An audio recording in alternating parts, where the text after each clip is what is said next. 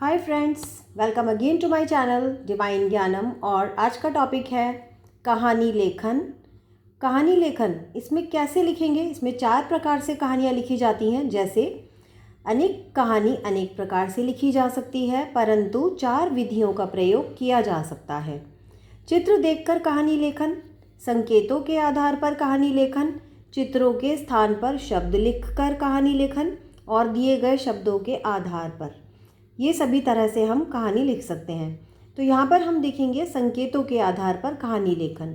ठीक है, तो यहाँ पर हमें कुछ संकेत दिए गए हैं। जैसे एक बिच्छू का नदी में बहना, साधु का स्नान करना, बिच्छू को बचाने के लिए हथेली पर उठाना, बिच्छू का काटना, पानी में गिरना, पुनः उठाना, फिर से काटना, पानी में गिरना, अंत में उठाकर किनारे पर रखना, शिष्य का पूछना, बिच्छू का काम काटना, साधु का काम बचाना। सीख, तो हमें इसका एक शीर्षक भी लिखना है, उपर्युक्त शीर्षक लिखना है हमें उपयुक्त, और हम अच्छे से इस कहानी को कंप्लीट करेंगे। तो देखते हैं किस तरह से लिखनी है हमें ये कहानी। एक बार एक बिच्छू नदी में गिर गया और पानी के साथ बहने लगा। किनारे पर एक साधु स्नान कर रहा था। साधु ने उस बिच्छू को बचाने के लिए अपनी हथेली पर उस बिच्छू को उठाया। बिच्छू ने साधु के हाथ में काट लिया। बिच्छू हाथ से छूटकर नदी में गिर गया। साधु ने उसे बचाने का फिर प्रयास किया और बिच्छू ने फिर से काटा और वह पानी में गिर पड़ा।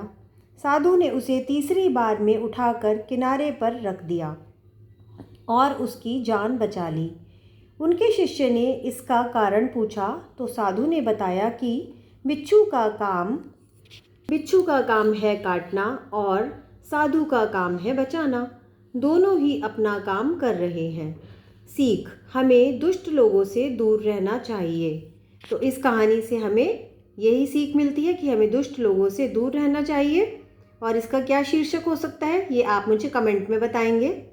अगर आपको नहीं पता तो आप प्लीज़ कमेंट करके पूछ लीजिए, तो मैं आपको बताऊंगी इसका answer. But do comment and share this video with your friends and relatives. Subscribe my channel for more videos. Thanks for watching. Bye bye.